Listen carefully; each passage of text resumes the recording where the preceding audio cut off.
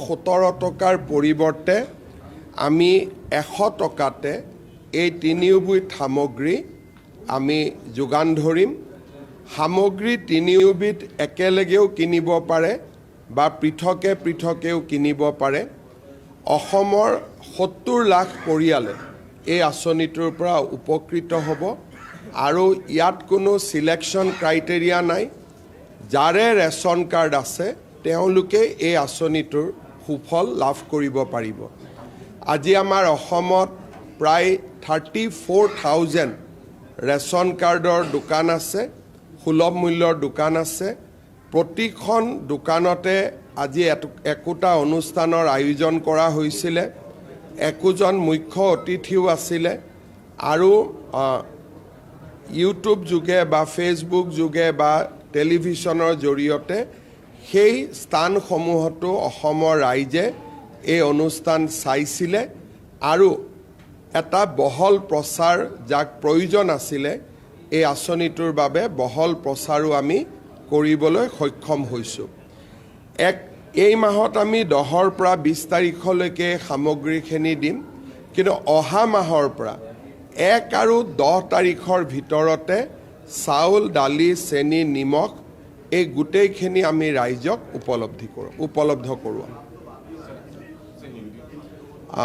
आज से हमारे जो असम का फेयर प्राइस शॉप्स है, ये फेयर प्राइस शॉप का माध्यम से हम असम के 70 लाख परिवारों को 1 केजी दाल, 1 केजी चीनी, 1 केजी नमक हम बहुत ही कम दाम में देने का काम करूँगा। लगभग 100 रुपया में ये तीनों दाल, चीनी और नमक लोग खरीद पाएगा। असम में पहला बार ऐसा स्कीम हुआ है। मैं असम वासियों को धन्यवाद देता हूँ। 1 केजी कोई 1 केजी दाली, 1 केजी चेनी और 1 केजी निमख पाब। मिठातेल आमी इलेक्शनर पिছত दिम। 1 लिटार करी आमी मिठातेल दिम। কিন্তু সবেইতো লৈ আছে, ৰাইজেতো লৈ আছে, ৰাইজেতো আপোনালোকক একো গুৰুত্বই নিদিয়ে। বিৰোধী নহয়, বিৰোধীটো তলত। আপোনালোকে মানুহৰ পৰা জোৰ কৰি ইণ্টাৰভিউ লয়। মই যে আপোনালোকক ইমানেই গুৰুত্ব নিদিয়ে এইটোতো মই প্ৰথমবাৰ দেখা পাইছোঁ। কাৰণ বিশেষকৈ ইমান প্ৰচাৰ কৰি আছে, কিন্তু এজনেও অৰুণোদয় এৰা নাই, এজনেও চাউল এৰা নাই। এতিয়াতো সকলোৱে নিমখো ল'ব, দালিও ল'ব, সকলোৱে চেনিও ল'ব আৰু সকলোৱে মিঠাতেলো ল'ব। মইতো দেখা পাইছোঁ যে ইয়াত সাংবাদিকৰ ক্ৰেডিবিলিটিৰ ওপৰত এটা প্ৰশ্ন আহি গৈছে যে আপোনালোকৰ কথা ৰাইজে কিয় নামানে।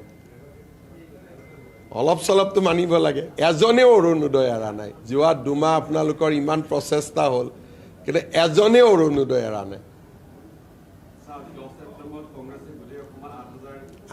এইটো কোনো তেনেকৈ আৰু জইনিং হয় নেকি? জইনিঙত এজন নেতাৰ নাম থাকে, এজন ব্যক্তিৰ নাম থাকে। তেনেকৈ 8,000 মানুহ আহিব। 8,000 তেতিয়া আপোনালোকে ধৰি লওক যে অহাকালি ময়ো জজ ফিল্ডত বা ইয়াতে 1 লাখ মানুহ গোটাই কৈ দিম যে এইবোৰ চব কংগ্ৰেছৰ পৰা জইন কৰিলে। তেনেকৈতো ৰাজনীতি নহয়। কংগ্ৰেছৰ বৰ্তমান প্ৰেছিডেণ্ট, তেওঁ ৰাজনীতি বুজি নাপায় কাৰণে এইবোৰ সৰু ল'ৰা বাচ্চাৰ কাম কৰি থাকে।